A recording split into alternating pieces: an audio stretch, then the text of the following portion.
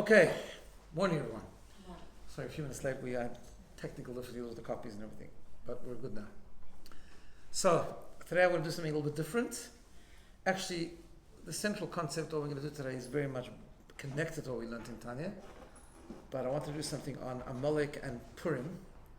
I think that this Shabbos is Parsha Zocher. It's the Parsha we read the portion of Amalek, and also Sunday, of course, is Purim. So I thought it would be good to do something on the topic on Chassidus. So it'll involve the idea of Amalek, which we've done partially before, but it's a bit different take this time. And I'm going to do with you a mimer that the Rebbe said around Purim time. Actually, it was the same. He said on the Shabbos, the same as it is this year. Shabbos was the Erev Purim, 1973.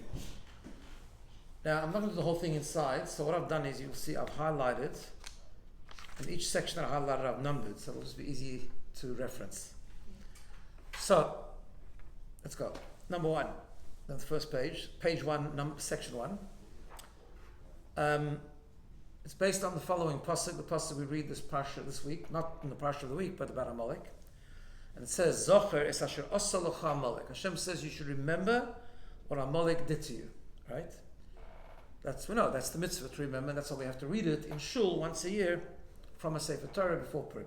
By the way, the mitzvah is not necessarily to read it the Shabbos. The reason that it's done the Shabbos is because of its connection to Purim. Are you all familiar with the connection of Amalek and Purim? Because Shaul Amalek was supposed to kill the whole Amalek. He kept the king alive, and as a result, Haman came about, and that's where the Purim story comes along. And apparently, Amalek is still not completely destroyed until Mashiach comes. So the pasuk starts with the mitzvah. You have to remember Amalek, so we do it before around Purim time. So, then the paragraph ends. When Hashem will allow you to settle in the land of Eretz Yisrael and sort of overcome all the enemies. Timche es zecher Amalek. You should then wipe out the remembrance of Amalek. Mitachas hashamayim. Lo tishkach, you shouldn't forget. So, you ask the question, but tzarich lahag, we have to understand. There's a contradiction here between the beginning part of the paragraph and the end of the paragraph. Hard to pick up, but when he points it out, it's easy to pick up. Shebetchila, in the beginning it says, Ne'emar, Zachar asher lach Amalek. You should remember what Amalek did to you. Which means Zachar stam. You should always remember what Amalek did. Leloy tanoim, without any conditions. Uleloy hagbolois shalzman, and not any limitation of time. Every day, every time, every generation, remember what Amalek did, right? Then skip to the next section, section 2.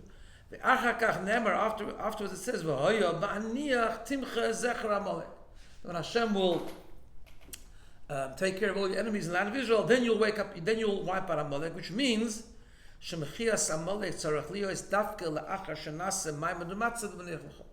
that Amalek can only be wiped out after that clause of the Haniach when Hashem lets us rest from all our enemies. Now it says this is made even clearer according to the Gemara. It will be fratal pidivri HaGemara, especially according to the words of the Gemara. The Gemara says the following: Shalosh mitzvos nitztavu Yisrael b'knisasan la'aretz. When the Yidden went into Eretz Yisrael, they were commanded to do 3 mitzvahs: Lahamid lohem melech, to establish a king, to appoint a king. That was the first mitzvah. L'hachri zaresh al Amalek, then to destroy the descendants of Amalek.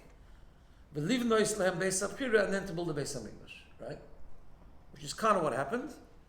They didn't appoint a king for a few hundred years until Shaul HaMelech, right? When Shaul HaMelech was appointed king, then they had a war against Amalek, almost wiped them out. And then Hashem allowed David HaMelech to lay plans for the Beis HaMikdash, which Shlomo HaMelech ultimately built. That means, Hainu, Shemechias Amalek, wiping out Amalek, must be after the appointment of the king. Why? So first we say, always remember Amalek, but don't do anything about it. Right? Always remember Amalek, but it's got to be wiped out. Amalek has to be wiped out after you appoint the king. That doesn't seem consistent. If you always have to remember Amalek, assuming you should always do something about it, which means 2 mitzvahs we always assume goes together. The remembering of Amalek and the wiping out of Amalek are often connected, right? Even halachically, there's a a whole discussion where the women have to have the mitzvah, the Shabbos, if they have to come to shul and hear Amalek, right? We try, I mean, if we can, we do that, but what's the question? Because the question is like this, that there are two distinct mitzvahs, remembering Amalek and wiping out Amalek, even on a practical level, right? Which is sort of what he's asking you, what is the difference? And in ancient time, biblical times, women were not part of the army, so therefore the mitzvah of wiping out of the Amalek is not a woman's mitzvah, whereas remembering Amalek could be, but the question is, are they connected?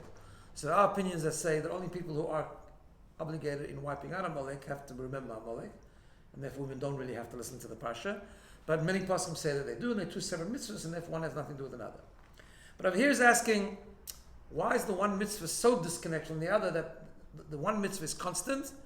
Like whenever you can, you always have to remember Amalek, keep it on your mind. That's why we do it once a year, because the Gemara says that once a year is like we remember things for a year maximum.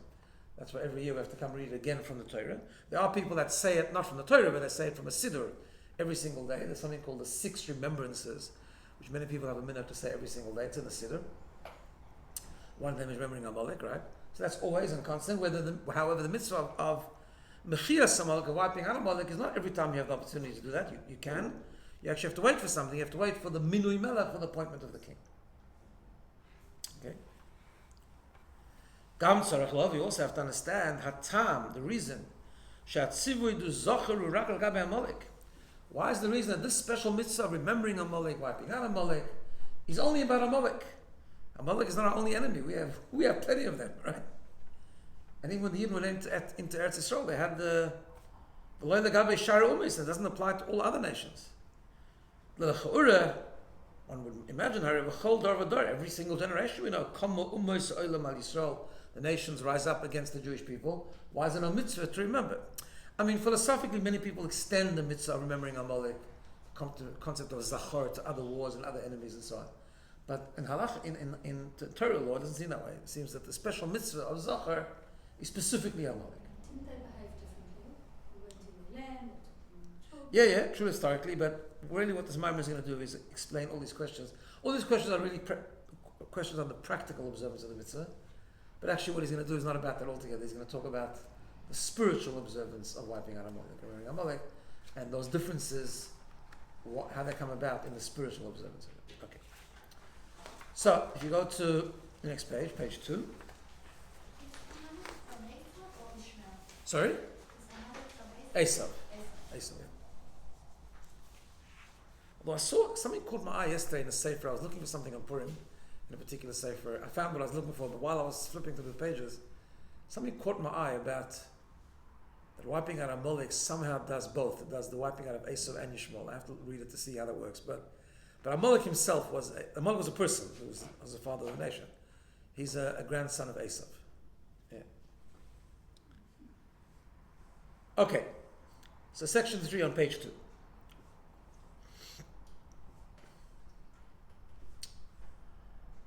He starts with a pasuk. There's a pasuk, you see in the highlighted section there. In fact, this pasuk was said by Bilam, funnily enough. We learn lots of things from Bilam's words. Right? Bilam, who was the non-Jewish prophet who was coming to curse the Jewish people, but he was a real prophet, therefore he was in the hands of Hashem, and Hashem didn't allow him to curse the Jewish people, and he ended up saying only good things about the Jewish people and many prophecies about the future Mashiach. So that's an interesting discussion on its own, how all these deep things come from Amalek. They come from Bilam, Bilam himself has similarities to Amalek, actually. But we say Hashem put those words in his mouth. A lot of the deep psukim, a lot of the familiar psukim actually come from Bilam. Like Matoru Alecha Yisrael, that we say every day, comes from Bilam, right? Anyway, what did Bilam say? He said this following pasuk. He said, because it says that at the end, Balak had given up on him already, and he could see he's not going to persuade him to curse the Jewish people, and he didn't even try change location as he did before. And Bilam just started saying one prophecy of another, he was on the mountain looking around. So one of the psukim says he looked towards Amalek, the nation of Amalek. And he said, Reishis Goyim Amalek. Amalek are the head of the nations. Ve'acharisoi adei oved, and his end will be eternal destruction. Meaning, Shahasibo lakach sha'acharisoi shel Amalek adei oved. The reason why Amalek has to be eternally destroyed, will be Glal Hayos Reishis Goyim. It's because they are the beginning of the nations. Now, the term for beginning of the nations, the Pasuk uses the word Reishis. Okay, so he says like this: "V'hinei beloshen Reishis yesh shnei pirushim." In the word Reishis, we say Amalek is the Reishis of the Goyim, of the nations. Yesh shnei pirushim. There are two interpretations of the word Reishis. Pirush Harishon, the first term interpretation is Shegam Nichlal B'Inyanim Shereishis Aleim Elo Shehu Rishon B'Neim. First interpretation is that Reishis means number one, meaning you're included in the list, you're just number one. That's one interpretation. Pirush Hasheni, the second Pirush, which is the one actually we apply to Amalek, Shu Michutz Lahem Ve'ena Nimnei Moim. When you say something's Reishis of many other things, it means Reishis to the point that it's not even included in the list. Meaning they are above the cause of, the separate category of the list that follows. Follow? Right? Zeu Gama, it's not listed as part of them. Zeu Gama Pirush, B'ma Shenema Reishis Goyim Amalek. That's also the explanation about what it says, that Reishis Goyim Amalek, Oifen Hasheni, which is like the second interpretation. Why? When we say Reishis Goyim Amalek, when Bilam said Reishis Goyim Amalek, which nations was he talking about? So it says, Shari Goyim, the nations that he was talking about, Heim Shivim U'umos, is the 70 nations of the world, right? Because we know there's like this concept of 70 nations of the world. Sheklalusam Heim Sheva U'umos, which actually are rooted in the 7 nations which the Jews encountered when they came into Eretz Yisrael, which it says in brackets, Aknani, Chiti, Moiri, Prizi, Gigoshi, Chivivus. So, the Kiv and Sha'amalek and in the Minshiva Umeis. Now we know that Amalek is not part of the 7 nations, right? So Bilam, when he says Goyim, he's referring to the 7 nations. But he said Reishis Goyim Amalek. So they must mean that when he says Reishis, he doesn't mean first of the list. He means first above the list. Harei behechrach she'apirush the Reishis Goyim Amalek hu ka'ofen hasheni she'amalek hu michutz lahagoyim, that Amalek is out of the list of the Goyim, of the 7 nations, ube'ein haroich aleim, and he's much worse. It's a separate category. That's what it means Reishis. He's way above. Right? It's not just the first on the list of the 7 nations with the enemies of the Jewish people. He is the first. He's like the cause. He's like a separate category above and beyond the 7 nations. Now, that is true historically as well, like you mentioned. What happened was that Amalek actually was the first to attack the Jewish people when they came out of Eretz Yisrael, at a time when everyone was, came out of Mitzrayim, and that was at a time where everyone was petrified of the Jewish people, as we say in the Shira every day. Chil Achaz, Yoshei Pelashes, Oz Nivalu Alefei Goyim, all the nations were petrified after Kriyas Yamsuf and coming out of Egypt. No one dared to touch the Jewish people, and Amalek attacked. Right? And because of that, he caused everyone else to cool down their fear, and eventually they attacked too. So he was the cause, he was the root cause. But over here he's not talking about it. He's talking about, because whatever happens in the Gashmistic world is because it evolves from the spiritual world. So what does all this mean spiritually? He says the following. Next section 4, same page in the meantime, just one line. Sheva ha'umois, he says, the 7 nations, Heim Sheva midois de Klippa, are the 7 midas of Klippa, right? Meaning we all have 7 midas, both in a Nefesh Elokis and Nefesh Abamis. Going back to Tanya, we have 7 good midas and 7 bad midas. Chesed, Gvura, Tiferes, Netzach, Hod, Yesod, Malchus. The 7 nations of Eretz Yisrael, the 7 Goyim, as Bilam called them, are the 7 midas of Klippa, right? Okay, go to the next page. Now, so let's give an example so we'll understand this. So let's say we have chesed, right? There's chesed of klippa and there's chesed of kedusha. Let's understand what that means. So chesed is love, essentially, right? Kindness or love. So you can have love of klippa when you love the material, you love indulgence, you love pleasure, right? That's all chesed of klippa. And you have chesed of kedusha, you love Hashem, you love His Torah, you love His mitzvahs, right? It's still a power of love, the same power. Right? Now, our job, generally, as we explained in Tanya, is to take ourselves away from the 7 midas of Klippa initially. We subjugate them, like we get rid of them. But more actually importantly, or eventually, what we try and do is not just get rid of them, but to channel them actually, right? In other words, because the power of love, as we've explained in Tanya, we're talking about Chesed as an example.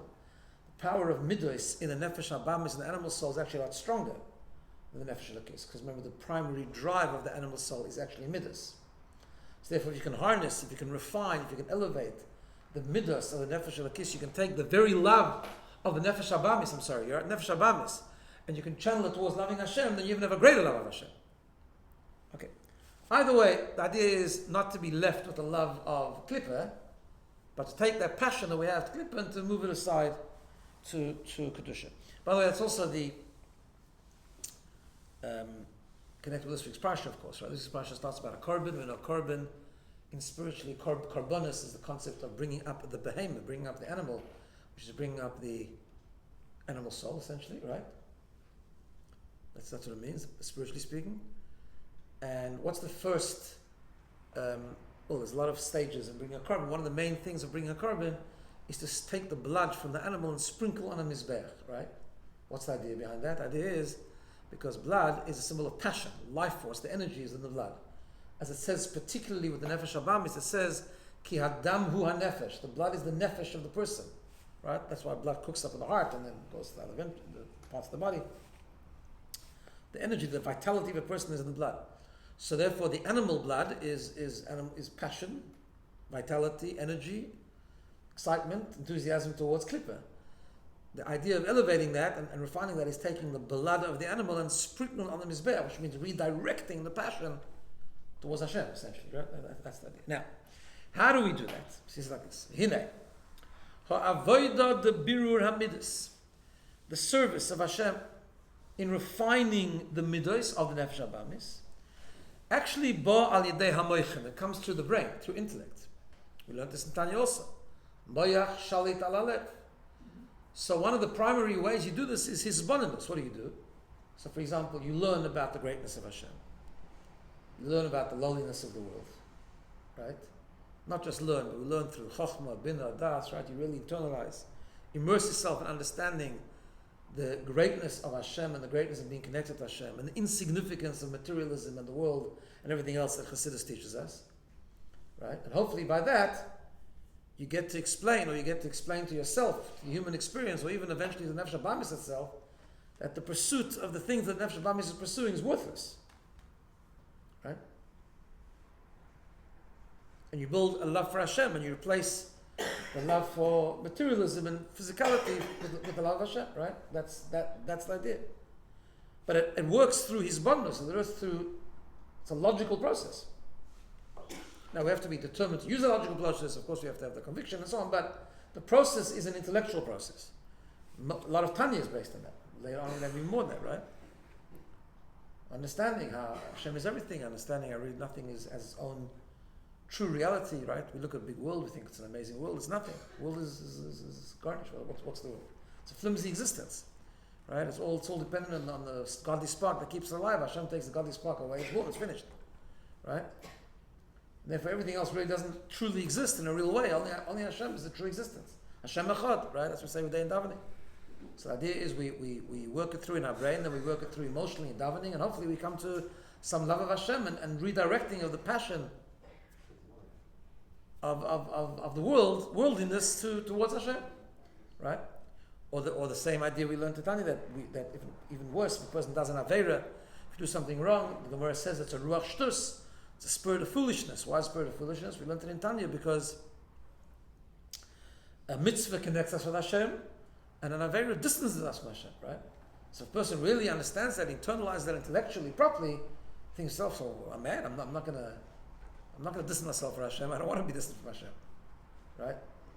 Because the Gemara says, and Tanya explains it later again, that the reason that we have the spirit of foolishness is because we talk ourselves into it, right? I remember we learned this parak in Tanya where in Parak Yibei, the person's, that's why our aspiration is to be a Beinani. Why? Because we know that throughout the ages people gave up their life to not to serve Avodah Zarah. Why? Because when it comes to Avodah Zarah, it's clear. Everyone knows that to serve Avodah Zarah means you're cutting yourself off from Hashem. Okay, so it's clear. So when it's clear, no Yid wants to do that, right? But we need the thought process to explain to us that actually on a subtle way, every Avera does that. So therefore, we don't want to do that. We want to only do mitzvahs, connect Hashem. I'm just giving examples of how the whole process is a very, very strong intellectual process, right? That's what he says. So let's see again, section 4 on top there, page 3. See now, avoid the birur hamidus, the avoid of how you refine the midus of the nefesh habam is bo al and it comes through the brain. Come a verb Tanya, like it says in Tanya. Shalidei ha is bonus bigadlus Hashem, that through reflecting deeply and in a long way, in a very immersive way, about the greatness of Hashem, nasa his oirus avavayiro, you're able to give birth to love and fear of Hashem, right? Through this means through reflecting on the greatness of Hashem, then you become awakened with love. What do? Then you're very prone to Hashem. You'll take your foreign loves and transform them to love of Hashem. The same thing would happen with Midas Hayiro when it comes to fearing Hashem, Midas Hatiferes, and so on with all the Midas. Let's go to the next little piece there. In other words, bottom line, the summary of this is Shalidei is bonus that through intellectual reflection, meditation, internalization, Nase Birur Hamidus, that's how we refine and we conquer the 7 midas of the Nefesh Habamis. But Chila B'derech Hiskafir, the stage is where first you have to put it in its place. First you have to eliminate the foreign loves or the foreign midas. And eventually you transformation. Starts with what we call subjugation, Hiskafir, then transformation, Hiskafir. That's how it works. Okay. Good. That's the 7 going. Omna, ma'evem. Klippa Amalek. What's Amalek stand for? Efshal levarer alideis bonus. Amalek, you cannot battle with intellectual reflection. Why not? Because you have to understand what Amalek is. So there's a number of different descriptions in Chassidus. Amalek is a big topic, especially around Purim time. Right? Different levels of Amalek, different expressions of Amalek. But always boils down to the same thing. Amalek is an expression of absolute ego. That's what Amalek is. Right? And the way he calls it here, because he's quoting from different places in Chassidus, Amalek is just chutzpah. Chutzpah. What does chutzpah mean? What's the definition of chutzpah?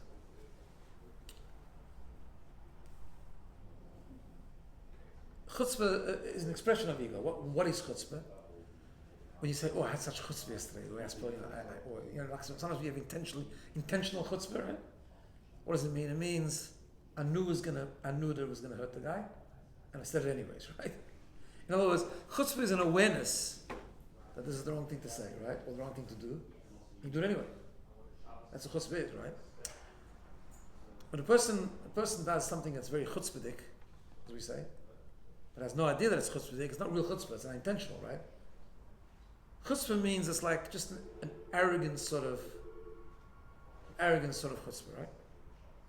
He explains like this. It's like this. Now, there's 2 types of chutzpah, as there's 2 types of arrogance, as it says in Chassidus also. Why? Ki in Yonei Shal Amalek, it says the concept of Amalek. So you just open that window, just a drop, because it's just the system where it works is. Oh, there we go. Yeah. It's just, I don't know, it's a cycle, but it's a fault in air conditioning. All right. Ki in Yonei Shal Amalek, it says, what is Amalek? Hu chutzpah she'eina al pitam v'das. It's an irrational chutzpah. It's an irrational chutzpah. Sorry, I've lost you. What is an irrational? Amalek stands for an irrational chutzpah. I'll see in a second. V'hainu, what does that mean? She'atoykef de Amalek, the strength of Amalek, eino mitzad eza hasbara. It's not because of any explanation. Because there's an expression he uses from Gemara, which means because a chutzpah shel Amalek, the chutzpah of what Amalek stands for, he malchusa beloy tago. It's called the king without a crown. In other words, he acts like a king, but he has no crown. Shar gedolev and chasalek as a malchus. Right? What does that mean? He explains. V'hainu shegam b'sichlo ein shum hasbara v'shum ta'am lahanagose. It's a person what's a klippa, that the behavior has no explanation. The person can't even rationalize it. Take Amalek even historically. Amalek attacks the Jewish people and there's no reason to. There's no explanation to it. They know they're going to get beaten. Everyone else is petrified. What is Amalek? Amalek represents, we'll do it anyway. What does that mean in Ruchnis? He says like this, V'adrabah. In Ruchnis it means a person who ba'atzmai mevin, himself knows, shetzarech liyas hahepech ma she'aseh. He knows, is fully aware that what he's doing is wrong. He does it anyways. The strength is just a strength of chutzpah. The Yiseirim is there even more. Amalek, using the expression, the Amalek hu yodeya esri boinoi umechaven limrod boy. Amalek represents a type of approach where you understand your master and you intend to rebel. Amalek knows Hashem, he knows what's right, and total chutzpah that does it anyways, rebels anyways. So how's it different to just sinning? So it depends what you're sinning, for example. Right? I don't know, Okay, that's the word. We'll see in a second. So we'll see what that does to the other 7 minutes, right? Now look like this. If chesed of klippah worked just as chesed of klippah, it would still want to eat a lot of chocolate cake. But because it thinks it's okay to have pleasure and it thinks it's good and right. In that form, if you explain to it that it's really bad for you and it's not part of serving Hashem, it can be convinced. The problem is, we'll soon see, the problem is that some of the 7 midas become driven by Amalek also, and therefore take on a new level of strength, as we'll see in a second, right? But normally, if you take just the 7 midas in their pure form, a person normally rationalizes to some degree, or it's lack of knowledge, right? Lack of knowledge. For example, if you just learn Chumash, you say, yeah, you got to keep Shabbos. I mean, let's go back to what we learned in Tanya, right? You got to keep Shabbos cake, keep Shabbos, like Shabbos candles, mitzvahs. It's not so clear in Chumash that like eating for indulgence purposes is a problem. That's really separating you from Hashem, right? Until you learn Parshas Kedoshim, you learn the Ramban, and then you learn what it says in Tanya, then it becomes a different thing, that you're doing something ungodly, right? So that needs a lot of work, it needs a lot of intellectualization. Sometimes the reason we do it is lack of awareness, or lack of proper awareness, lack of internalization, right? Not every indulgence that we do is a sign of arrogance. A subtle arrogance, maybe self-preservation, selfishness, okay, right? Instant gratification and so on and so forth, but it's not just stam chutzpah, right? Amalek is arrogance in his purity. Amalek is will just do something against Hashem, not because there's any reason to. Doesn't have a reason to, just because. Arrogance. Excludes Hashem from his life. And when a person suffers from Amalek, his bonus intellectualization is not going to help. Right? Let's see. Just go to the next section of it before like the last part of the paragraph in the highlight. When we understand, now when it comes to the clip of Amalek, his bonus is not going to help. Begodness Hashem. You can think till today, till tomorrow about the greatness of Hashem. But if you suffer from Amalek, it's not going to help you. As it would help, as it would help with regard to the other 7 nations. Why? Amalek is a person that knows about. He knows the Maimer. He knows what it says in Tanya. He doesn't care.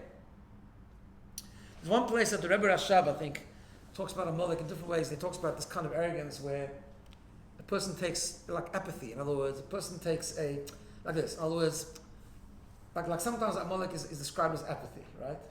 Why is apathy the same thing? What's apathy? Apathy is like this. If a person is not apathetic, right? If we even us, well, we're not a Benini of Tanya, right? But there are times if we learn a really good mimer and we learn a good Fabrengen and we say good people to him, we affect it. Maybe for half an hour we'll act differently. Maybe right. after Yom Kippur, we'll for one day we'll eat less ice cream. I don't know. We'll indulge less. We'll talk less lashon hara. Whatever the case, right? In other words, we let it affect us at least, right? Was it enough intellectual hisbonenus to really do the trick? Probably not. But we didn't do it deeply enough. We didn't apply enough das, whatever. But we let it affect us at least, right? If something is completely apathy, Amalek, it says, makes you apathy. It's apathy. Apathy is the same type of arrogance. Apathy means, like the Rebbe Rashab says in one place, Amalek is, he makes a decision, nothing's going to affect him. He might fast kippur because tradition, that doesn't mean anything, but I'm saying, but he makes like, sometimes there can be an amazing event, right? An amazing story, an amazing thing happen, an amazing miracle. And will affect a lot of people. And then there's for people, that doesn't change them. Why? It's like almost like an arrogance. In other words, I am who I am. I understand what happened. It sounds like a wonderful thing, but I'm not going to let it affect me. It doesn't have nothing to do with me. Lo shayach elai, they say it. It's nothing to do with me. Not my department. Right? When a person's like that, no amount of intellectualization can help. He understands all. He's a very smart person. He can explain it better than you can.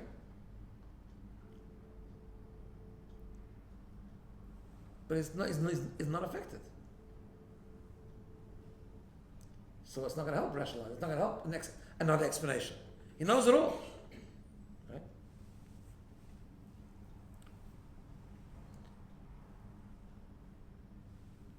Now, he says, I'm not going to do the next part inside. We'll go to the next page. Let me just tell you what he says. He says like this. If you we'll go to page number 5.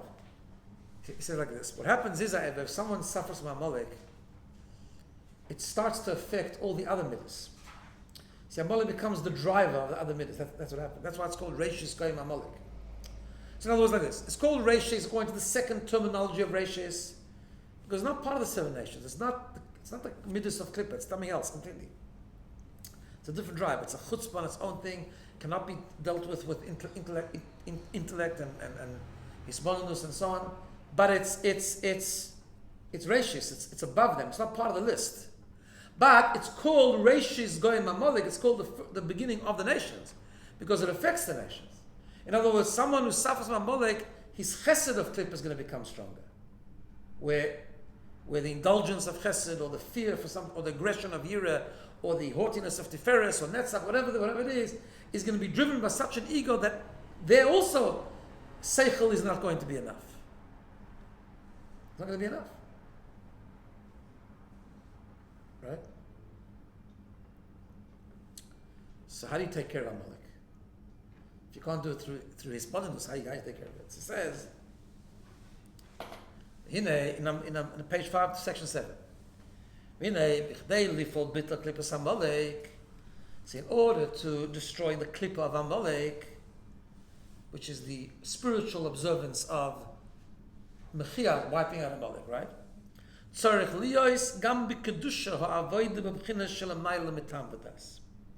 You need, in Kedusha also, you need to serve Hashem in a super-rational way. You need to go to a place of existence, a place without neshama, a place in Avodas Hashem which transcends intellect. It's got to be you've got to build up such a commitment that is not a rational commitment.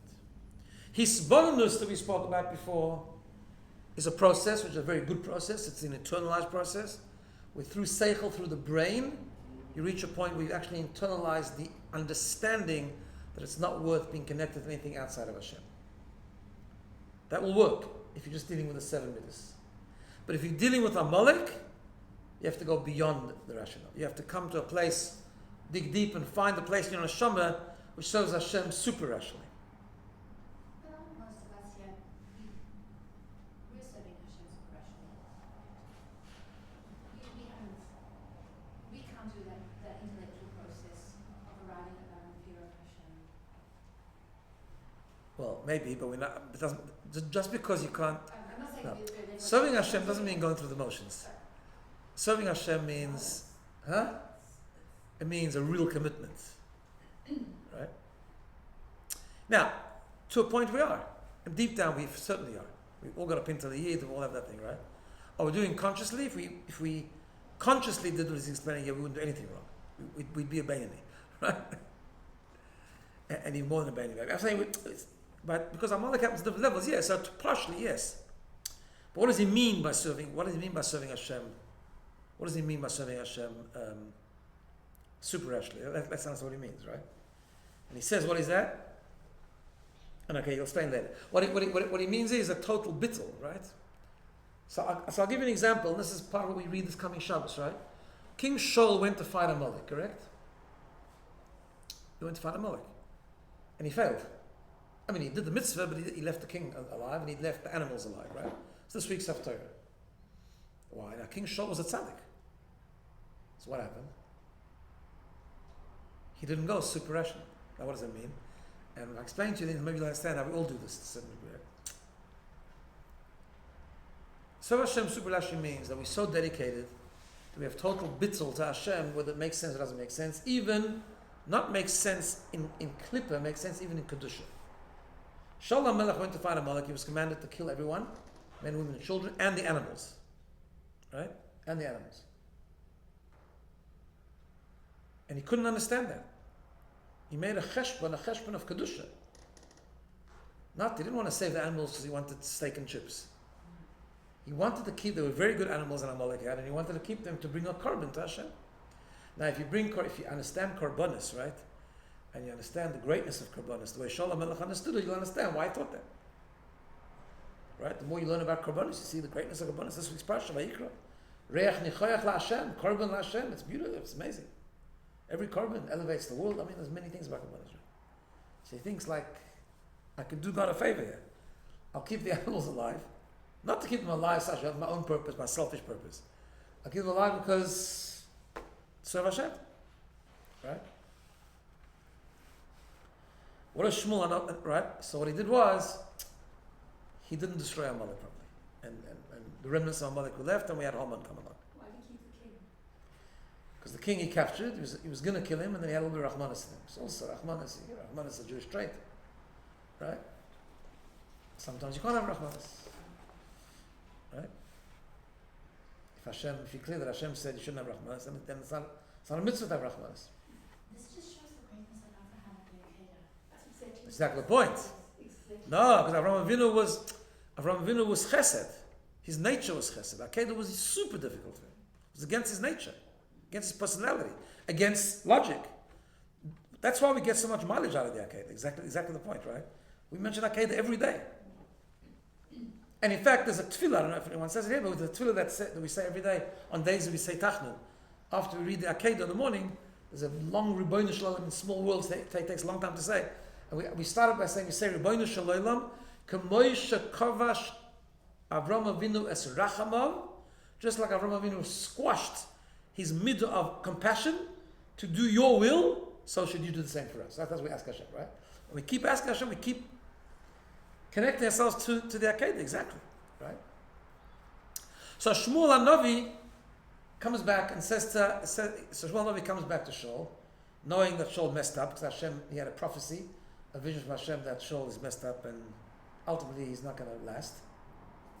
And he comes to Shaul in the place where Shaul was, and Shaul comes out to greet him. And he says, Hakimoisi es Dvar Hashem. Shmuel, I did what Hashem wanted. I destroyed Amalek. So Shmuel HaNavi says, beautiful words, this week's Haftarah, Umeh koil atzoin, and what's this animal voices that I hear in my ear? He obviously didn't do it. He said, that I kept for the korbanos. So he says the most beautiful line. Shmuel HaNavi says the most beautiful line. He said, you missed the point. Toiv shemoya mizevach toiv. Listening to Hashem, meaning total surrender to Hashem, what we call Kabbalah's oil, is better than any korban. You missed the boat here. Korbanos are unbelievably great, but listening to Hashem is even greater. Right? Raza Bocha once said the story that once the Rebbe came out and his driver, I don't know exactly why that time was, and his driver was letting him to the car or something, and the Rebbe told him to go into the car first. And he wanted Shalom. So it was a bit of back and forth, and he said, the Rebbe should go first. He said, no, you go first.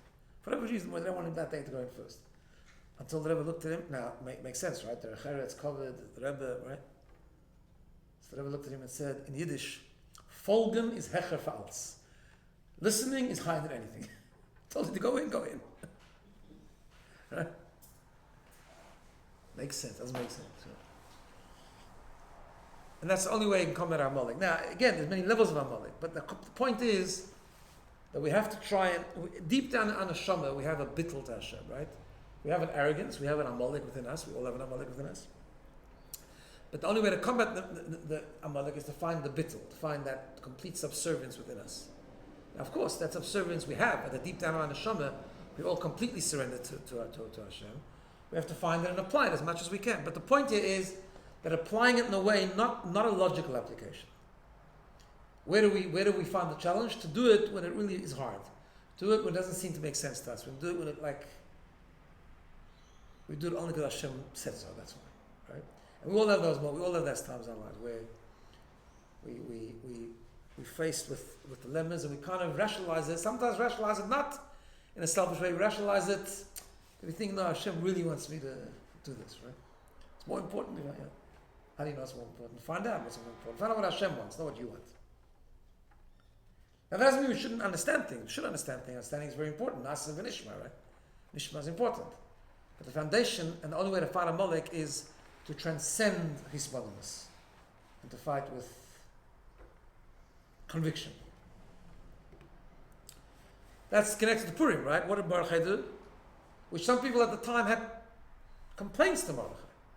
They thought he's the cause of the problem, not part of the solution, which wasn't true.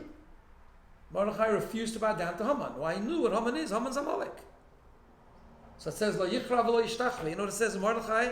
He would not bow down and he wouldn't prostrate himself. He wouldn't, right? If you look at the pasuk, it's an interesting thing. The grammar of the pasuk is funny. It doesn't say Mordechai. It says everyone bowed down to Haman, everyone was bowing down to that. And as Mordechai didn't. So grammatically it should say, Mordechai loy kora v'lo hishtachve in the past tense. Mordechai did not bow down and he didn't hishtachve means he didn't fully bow down, right? It doesn't say that. He says Mordechai lo yichra, he will not bow down and he will not go down, right? In the future. So the Mepharshim explain it means it's a strong expression. Not Mordechai practically didn't go down, didn't bow down. Mordechai never had even a thought of bowing down. It was never in his plan to bow down. That's what it means. That's why it's in the future tense. Because Mordechai is the symbol of fighting Amalek. By the way, Mordechai comes from Shol HaMelech. Yeah, but Kish, Shimini was from Yini. Yeah, Kish was from Shol HaMelech. Mordechai is a descendant of Shol HaMelech. Part of the story of Purim is fixing what Shol didn't do. Right? That's why it's part of the whole story of Purim. That's why Purim is so connected to the whole concept of Amalek. It's fixing. Purim is the ultimate bittul of Hashem, the ultimate subservience to Hashem. That's why Purim can reach, I'm going on a tangent now, but that's why Purim can reach deeper than any other Yom Tov can, even deeper than Yom Kippur. Even though Kippur is also higher than Seichel, but Purim is even deeper than that. Because when you reveal that bittul to Hashem, it can break any clipper. It can transform any opposition to serving Hashem. That's what Purim is all. That's the essence of Purim, really. Right? Oh. So now he says like this. That's why we're going to explain the two things that it says in the parasha about Amalek. It says, first of all, Amalek, you zochar. You have to remember what Amalek did. So he says a very interesting idea about remembering. It doesn't say understand what Amalek did, it says remembering. Right? So he says, remembering, the command to remember something means a consistency. Right? Like you always have to remember this. This is what Hashem is telling us. What does that mean? When Hashem tells us to understand something, to learn, to do his bonus, which is sometimes what we're supposed to do, there's no consistency in that. Every day we understand deeper, different. Some days we have a fresher mind. Right? Remembering is a symbol of the idea of bittul. In other words, this is me. Not about, it doesn't say understand and delve and explore. It says zochar. Zochar means commitment. Right? So Hashem is already telling us at the beginning, you want to fight Amalek? Zochar. You want to be committed. There's a real bittul. Right? Then he tells us, but the actual mitzvah wiping out Amalek has to be, let's go to section 8 there. It says, Al-Pizeh Yuvan, we can understand, Gama Shaychus to Minui Melech Lemechiyas Amalek. We can understand the connection between appointing a king and fighting Amalek. So when you go into Eretz Yisrael, first you have to appoint a king and then you have to fight Amalek. Why? So let me just explain this outside. So the idea of in Chassidus, a melech, a king, is representative of the 10 spheres, right? The last one is Malchus, right? Malchus is a symbol of bittul. Malchus is also leadership, but it's a symbol of bittul, really. Why? But what is Malchus in the spheres? So we say that Chesed is love, Gvura is this, right? What is Malchus? Malchus is nothing, actually. It doesn't have anything of its own. It's just a recipient. Right? Malchus takes everything else above it and then processes it and gives birth to the next world. Right? Which is really a symbol of complete bittul. It's also it's an amazing strength. It's a strength of someone that can process and can give birth and can implement an idea, but it comes from bittul, it comes from taking it, not from myself, taking it from above me. That's the idea of Malchus. This reflects on the concept of a king also. You know that a king, it says in Gemara, have a look, it says, Ki gamon yoneh shel hamelech, the idea of a king, u bittul shel hamayla v'tamida, is also the bittul that transcends logic. Why? It says in the Gemara, Shehedyoit kareya bebaruch v'zoikev b'shem. It says in the Gemara, when a regular person davens the Amidah, what do? You bow down when you say Baruch Atah, and when you say the word Hashem, you go up again, right? 4 times you do this in Shmonas, right? Baruch Atah Hashem. We go straight, right? Masha'en kem melech, the king is different. Kiven shakara shuv ein zoikev. A king, as soon as the king bows down, in the beginning of the Amidah, he's got to stay bowed down the whole time. Now, in a practical sense, the reason is because when Hashem gave leadership to people, the Torah model is that a leader has to be extra humble. Because leadership gives way for real arrogance. Therefore, a king has to be more cautious in being humble than anyone else. Right? Which is why, for example, we find in the Torah that the mitzvah for everyone to write a Sefer Torah. And the king had to have a second Sefer Torah, a small one that he would carry around wherever he went. Just to remind himself that he's got Hashem above him, right? Okay. But that's not a practical king and as a human being. But what that means, Beruchnius, is that the idea of a melech is the idea of bittul, right? So in other words, therefore, when we fight Amalek, fighting Amalek, getting rid of Amalek, is after the mitzvah of appointing a king. When you find within yourself, if you can appoint the king within yourself as like the Kiyaka says in Chumash, he says, Soim tosim olecha melech. You've got to place the king upon you. In other words, surrender. Appointing a king within you is the concept of surrendering. Bittul, the idea of bittul. When you find that bittul within you, then you are Amalek. That's why the mitzvah of Amalek comes after the mitzvah of appointing a king. But it's hinted in the idea of Zohar, because Zohar is also the idea of bittul, the idea of remembering is consistent. How do you do it? You first appoint the king, and then you wipe out Amalek. And that's the idea of the difference between Amalek and all the other midas. It's also the work that we have to do. We all have to remember that we have an Amalek within us. We all have either, for some of us, it represents self-apathy, in rationalization, in always rationalizing Yiddishkeit, and then talking yourself into that you know better. Some of us, it's pure arrogance. Whatever Amalek flavor we have, it's really all the same root. And messes everything else up. It stands the way between us and connection, the true connection to Hashem. And the whole idea of Parsha Zohar and Purim, therefore, also the same thing, is the idea of going beyond. Which is, by the way, and I'll finish with this, also the deeper pshat in what it says in the Gemara, that the Simcha of Purim, because Purim, not only is that this is the Avodah Purim, but Purim gives us the koyach to connect to this idea. That's why it says in the Gemara that on Purim there's a mitzvah to lipsume, to be so happy, until you don't know the difference between cursed Haman and blessed Mordechai, right? So the famous question is, how can that be? A Yid can, what? You don't know the difference between good and evil? I mean, every Yid knows the difference between good and evil. Doesn't matter how drunk you are. You'll always know the difference. But the pshat's different. In Chassidus it explains like this: that a person should be so happy on Purim until the point that your understanding of a difference between good and evil, which is Arur Haman and Baruch Mordechai, is lo yada. doesn't come from knowledge, it transcends knowledge. It comes from bittul. It comes from the connection with Hashem which supersedes knowledge. Ad the loyada, right? Until you don't know the difference in Baruch Haman and Baruch Mordechai and Raman, but it's an intrinsic difference.